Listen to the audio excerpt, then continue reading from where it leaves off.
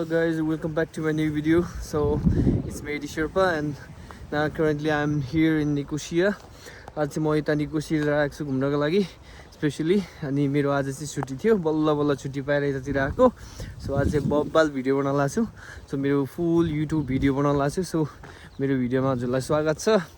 अनि धेरै मान्छेहरूले मेरो टिकटकबाट मात्रै भिडियो हेर्नुहुन्छ मलाई थाहा छ हैन सो म यो टिकटकबाट नै यो युट्युबमा मेरो जोडिनुको कारण चाहिँ मैले सबै कुराहरु टिकटकमा भन्न सक्दिनँ किनभने टिकटकमा भन्न नसक्ने चाहिँ मैले भिडियो अलिकति लामो हुन्छ त्यही भएर चाहिँ म पुरै डिटेलली रूपमा भन्न सक्दिनँ के अनि अहिले चाहिँ म यतातिर घुमिरहेको छु यो ठाउँ चाहिँ एकदम बवाल लाग्यो के दाइले त घुम्न ल्याएको थियो अनि एकदम बवाल लाग्यो भिडियो बनाउन लाग्यो सो त्यही भएर म त्यही टपिकहरुलाई लिएर भिडियो बनाइरहेको छु अनि जुन साइप्रसको लागि धेरै नै इन्क्वायरीहरु मेरोमा मेसेज धेरै नै आछ मलाई थाहा छ हैन धेरै नै आछ के 100-200 वटै आछ के भिडियोबाट अनि सबैलाई मेसेज रिप्लाई दिन सक्दिन अब फेरि त्यो खालको टाइम हुँदैन नि त कामले गर्दाखेरि सो त्यही भएर चाहिँ म भिडियो बनाउँदै छु अनि भिडियो चाहिँ अन्तिमसम्म हेर्नु भिडियोमा चाहिँ म सकेसम्म नलेजहरु दिने कोसिस गर्छु हैन साइप्रस आउनको लागि युरोपहरु आउनको लागि चाहिँ अनि आज चाहिँ म साइप्रसको बारेमा चाहिँ तपाईहरुलाई अब कमेन्टहरु चाहिँ भन्न नसके पनि हामी चाहिँ डिटेली रूपमा चाहिँ एकैचोटी जोड्ने कोसिस गर्छौं है जो चाहिँ आउन चाहनुहुन्छ अनि आज चाहिँ मेरो दाइ हुनुहुन्छ हेलो दाइ हेलो एभ्रीवन अनि हाम्रो दाइ चाहिँ साइप्रसमा आउनु भएको लगभग अराउन्ड अब 3 वर्ष नै ओभर भइसक्यो के अनि हामी भन्दा धेरै नै एक्सपिरियन्स मान्छे हुनुहुन्छ उहाँ चाहिँ अनि उहाँलाई सोधौं हाम्रो साइप्रसको बारेमा चाहिँ अब जो नेपालबाट आउँदै हुनुहुन्छ उहाँहरुले चाहिँ कुन खालको के गर्दाखेरि चाहिँ नफस्ला कसरी आउँदाखेरि सहज होला कुन खालको स्किल चाहिन्छ त्यो चाहिँ भनिदिनु पर्यो अब हजुरको थ्रुबाट नै हामीले यसो भिडियोबाट भनिदिनु पर्यो नमस्ते एभ्रीवन म चाहिँ अहिले साइप्रसको निकोसिया क्यापिटल सिटी पर्छ निकोसियाबाट तपाईहरु नि साइप्रस आउँदै हुनुहुन्छ भने सकेसम्म जानेर बुझेर राम्रोसँग अनि कामको बारेमा आफू अलिकति दक्षता भएर आउनुभयो भने एकदम बेस्ट हुन्छ मेन पावर चाहिँ एकदम स्पेशली मेन पावर चाहिँ एकदम जोगिनु पर्यो हैन मेन पावरबाट जोगिनु पर्यो आफू ठगिनु भएन आफू अरूले तपाईलाई इन्टरभ्यु लिए जस्तै तपाई पनि चाहेको आफूले चाहेको कुराहरु सोध्नुलाई उनीहरुसँग कन्फिडेन्स हुनु पर्यो के हो लिगल इलिगल के छ अब किन हो कति लाग्छ कस्तो हो सबै उनीहरुसँग कन्फिडेन्स भएर सोध्न सक्नु पर्यो अनि अर्को कुरा भनेको तपाई आउँदै हुनुहुन्छ भने अब जानेर बुझेर अनि ट्रेनिङ लिएर काममा दक्षता भएर भने एकदम बेस्ट हुन्छ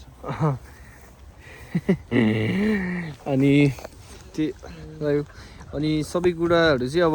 त्यही हो अनि स्यालेरी चाहिँ यहाँको मिनिमम वेजेस स्यालेरीहरु कतिसम्म यहाँ स्टार्टिङ स्यालेरी चाहिँ कति युरोबाट स्टार्टिङ हुन्छ यसो अनुमानितले यहाँबाट अब आउनेहरुलाई चाहिँ के भन्नुहुन्छ होटल लाइनमा चाहिँ कतिबाट एक्सपिरियन्स स्यालेरीहरु आउँछ मैले आफैले देखेको बोकेको अनुसार चाहिँ अब त्यो त अब राम्रै लाग्यो तर त्यो अब आफ्नो स्केलमा नि भर पर्छ जस्तो पनि लाग्यो किनभने तपाईको चाहिँ कति थियो त स्टार्टिङ स्यालेरी भनिदियो अब त्यस्तो चित्त बुझ्दो नै थियो त्यस्तो ब्याड थियो हैन भनिदियो अलि हाम्रो दर्शकहरुले चाहनुहुन्छ हैन किनभने त्यो आफूमा नि बर पर होला जस्तो पनि लाग्छ ल ठीक छ त्यही छैन अब हामी चाहिँ स्यालेरीको बारेमा भन्दा स्यालेरी चाहिँ यहाँनिर चाहिँ स्टार्टिङ स्यालेरी चाहिँ नेपालीहरुको लागि चाहिँ 750-800 बाट चाहिँ जुन होटल लाइनमा आउनेहरुको चाहिँ वेटरहरुको लागि चाहिँ त्यो खालको देखे मैले कमनली स्यालेरी भनेको चाहिँ कुनैहरुको चाहिँ अब धेरै नै हुन्छ अनि अब जो आफूसँग स्किल राम्रो खालको छ किचन डिपार्टमेन्टबाट अनि कुकहरु छ भने कुकहरु सेफहरु जो सुशीहरुमा आउँदैछ भने उनीहरुको धेरै अलिकति स्यालेरी धेरै नै राम्रो हुन्छ अनि अब हाम्रो जो स्किल अब अलिकति लोयर लेभलबाट भर्खर सिक्नेहरु छ भने उनीहरुको स्टार्टिङ स्यालेरी भनेको चाहिँ यहाँ चाहिँ त्यही हो नर्मल स्टार्टिङ स्यालेरी भनेको थोरैमा पनि 750 बाट स्टार्टिङ हुन्छ है अनि कुनैहरुको चाहिँ धेरै थोर हुन्छ अब उनीहरुको नभनौं अनि बेसिकली चाहिँ त्यतिबाट स्टार्टिङ हुन्छ अनि अब मान्छे कुनै मान्छेहरुको चाहिँ अब 1400-1500-1000 हुन्छ भन्छ त्यो चाहिँ हुँदैन त्यो चाहिँ एकदम त्यो वाइल्ड कुरा हो अब एकदम हामी चाहिँ अब जेन्युनली कुराहरु गर्ने हो त्यो अरु जस्तो हामी फेक कुरा गरेर कहिले पनि मान्छेलाई चाहिँ भन्दैनौ किन हामीले कुनैको प्रमोसन गर्नको लागि बनाएको भिडियो पनि हैन तर तपाईहरुलाई राम्रो लाग्छ भने हेर्नुस्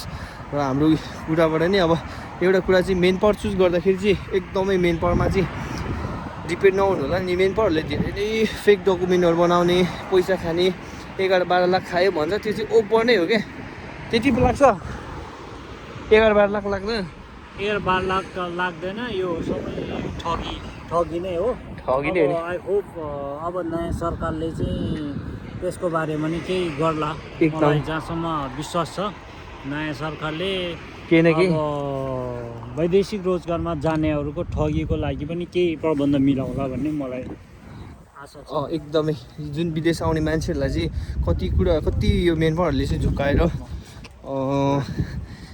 झुकाएर अब धेरै नै पैसा खाने कन्सल्टेन्सीहरूले मेन पावरहरूले त्यस्तो चाहिँ नगरिदिनु होला स्क्याम नगर्नु है सबैजनाले दुःख गरेर ऋण काटेर आउनुपर्छ विदेशमा आउँदाखेरि धेरै सोचेर आउनुपर्छ सो त्यस्तो भयो भने चाहिँ अब यहाँ आएर काम गरेर पैसा कमाएर रिटर्न गर्नलाई कति गाह्रो हुन्छ नि त हो कि भन्दै एकदमै अनि त्यही भएर नै हामी सबैजनाले राम्रो सोचेर पोजिटिभ तरिकाले सबैलाई इच एन्ड एभ्री अब हामी एकले अर्कालाई हेल्प गर्दै गयो भने मात्रै अब आफूले अरूलाई गऱ्यो भने आफूलाई नि अरूले गरिन्छ त्यही हुँदै सो अनि अरू क्वेसन चाहिँ मेरोमा आएको कमनली क्वेसन मेन पावर कुनबाट गऱ्यो भन्ने क्वेसन आएको थियो टिकटकमा अनि टिकटकमा मेरो मेन पावर भनेको चाहिँ म अब खुलाउन चाहेन है तपाईँ चाहनुहुन्छ भने तपाईँ चाहनुहुन्छ आफ्नो मेन पावर हेल्प चाहियो भने पर्सनली कन्ट्याक्ट गरेर गर्न सकिन्छ अब सोसियल मिडिया मैले चाहिँ मेन पावरमा किन गर्न मेन पावरको नाम भन्न नचाहेको भने मेन पावर चाहिँ मलाई राम्रो भयो भने मेरै मुखबाट मेरो कानमा चाहिँ अरू मान्छेहरूलाई चाहिँ नराम्रो भएको सुनिरहेको छु कि कति सिजनलमा आउने अनि कतिहरूलाई फर्काउने टिकट नदिने त्यो खालको समस्याहरू अनि मेन पावरले रिस्पोन्स नदिने कति मान्छेहरूलाई त्यो खालको समस्या देखेको छ अनि कुनैको राम्रो कुनैको राम्रै भएको छैन भने अब त्यसलाई हामीले त्यो नराम्रो कुराहरूलाई पनि फेरि त्यो राम्रो छ भनेर जानुभन्दा चाहिँ हामीले बरु मैले केही कुरा खुलाएन त्यही भएर चाहिँ मैले मेन पावरहरूको यो अहिले भनेको छुइनँ म पछि भन्नु पऱ्यो भने फेरि नेक्स्ट भिडियोतिर अब म तपाईँलाई रिकमेन्ड गर्छु सो अहिलेको लागि चाहिँ म त्यो मेन पावर रिकमेन्ड गर्दिनँ तर मेन पावर धेरै छ साइप्रस आउनको लागि अनि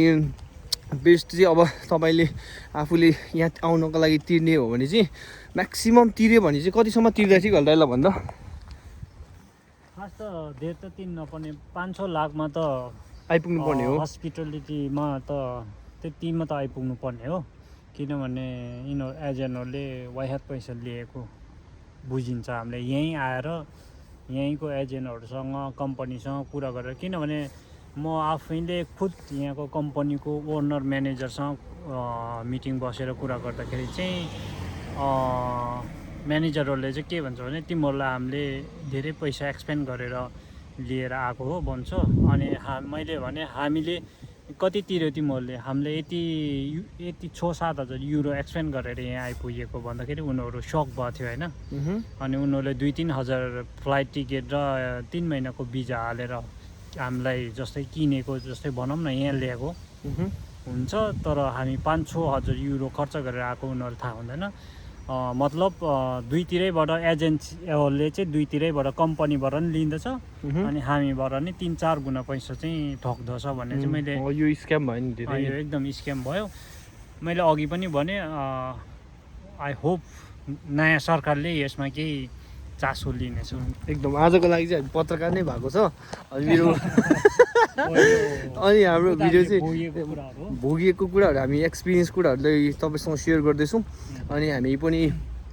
यहाँ धेरै दुःख गरेर आएको हो सो तपाईँहरू पनि म जस्तै स्ट्रगल फेसमा हुनुहुन्छ भनेर म यो भिडियो सेयर गरिरहेको छु सो मैले पर्सनली मेसेजहरूमा अब तपाईँहरूलाई रिप्लाई दिन पनि सक्दिनँ मेरो पनि काम हुन्छ होइन आफ्नो पर्सनल लाइफमा सो त्यही भएर नै म भिडियो बनाएको हो सो अरू फर्दर क्वेसनहरू छ भने चाहिँ सोध्नु अनि कति मान्छेहरूले फ्याक्ट्री वर्करमा कुरा गरेर चाहिँ अब फ्याक्ट्री वर्करतिर आउँदा नि ठिकै हुन्छ एकदम राम्रो हुन्छ अनि मैले फेरि एकजनाको क्वेसनमा के आएको थियो भने टिकटकमा हेर्दै के थियो भने फ्याक्ट्री वर्करमा आउन आएकोले अफर लेटर आउँदैन डाइरेक्ट भिजा आउँछ भन्छ क्या यो त एकदम टोटली फेक हो नि यार अफर लेटर चाहिँ जेन्युनली आउनुपर्छ हो कि गर्नुपर्छ भन्दा यस्तो हुँदा चाहिँ तपाईँको अब हामी चाहिँ नेपालमै हुँदाखेरि के सोच्छौँ भन्दाखेरि मेरो भिजा आएर म उड्नु पाएँ भन्ने मात्र सोच हुन्छ अनि अब कतिले चाहिँ थाहै हुँदैन अफर लेटरको अर्थ के हो भनेर अनि अफर लेटर जस्तै मेरो एक्सपिरियन्समा मलाई अफर लेटर आएको थियो 5 स्टार होटेलबाट अनि अफर लेटरमा के थियो भने ड्युटी आवर मेन्सन गरेको थिएन इन्सुरेन्स मेन्सन गरेको थिएन अकोमोडेसन थियो तर ट्रान्सपोर्टेसन थिएन अनि मैले त्यसलाई रिजेक्ट गरेर मलाई यो 3टा कुराहरू एड गरेर फेरि पठाइदियो अनि मात्र म सिग्नेचर गरेर पठाइदियो त्यस्तो कुराहरू चाहिँ एकदम ख्याल गर्नुपर्छ। अनि पछि पो अब म उड्नु पाएँ, मेरो भिजा आयो, तर आफूलाई तल पाउने सेवा सुविधा तलबहरूको बारेमा, अब यहाँको फेसिलिटी ट्रान्सपोर्टेसन छ छैन, बस्ने ठाउँ छ छैन, अनि सबै कुराहरू, खानाहरू छ छैन, सबै कुराहरू आफूलाई थाहा छैन भने नि के हुनुपर्छ भनेर एक्सपिरियन्स थाहा भएको पुरानो काम गरेर विदेशबाट आएको साथीहरूले सोध्यो भने एकदम बेस्ट हुन्छ। एकदमै बवाल है। त्यो अफर लेटर नआइकन चाहिँ आउँदाखेरि अलिकति स्क्याम हुने सम्भावना छ, आफूले बुझिरहनु होला। मेन पट कुनबाट आउँदै हुनुहुन्छ होइन। अनि अफर चाहिँ एकदम इम्पोर्टेन्ट जस्तो लाग्छ, किनभने अफर लेटर छैन भने चाहिँ भोलि हामीलाई यहाँ आएर मान्छेले तिमीलाई यो काम होइन, तिमीले कुन कतिमा साइन हाने आयो, आफूले भोलि कुरा उठाउने नै ठाउँ हुँदैन क्या। त्यही भएर चाहिँ अफर चाहिँ एकदम इम्पोर्टेन्ट छ। अनि नेक्स्ट कुराहरू मसँग के छ भन्दाखेरि अरू क्वेसनहरूमा मेन पर्को कुरा भइहाल्यो। अनि लागत पनि भयो, लागत धेरै तिर्यो भने 8 लाख 9 लाखसम्म तिर्दा नट ब्याड है, किनभने यहाँ अब यताउता ओटी टिप्सहरू पायो भने त एकदम राम्रै छ। अनि पोजिसन आफूमा कुनमा आएको छ। अनि यहाँ 1200-1300 कमाउनेहरू पनि छ, 1500 कमाउने छ। अब उनीहरूले ओटी गर्छ, त्यही भएर नै हो। सो होइन, सबैजनाको एउटै स्यालेरी ऱ्याङ्क हुन्छ भन्ने छैन, अनि सबैले धेरै थोर कमाउँछ। भिडियो चाहिँ यस्तै हो, कस्तो लाग्यो होइन, लाइक कमेन्ट सेयर गर्नु होला है त। होइन है ल।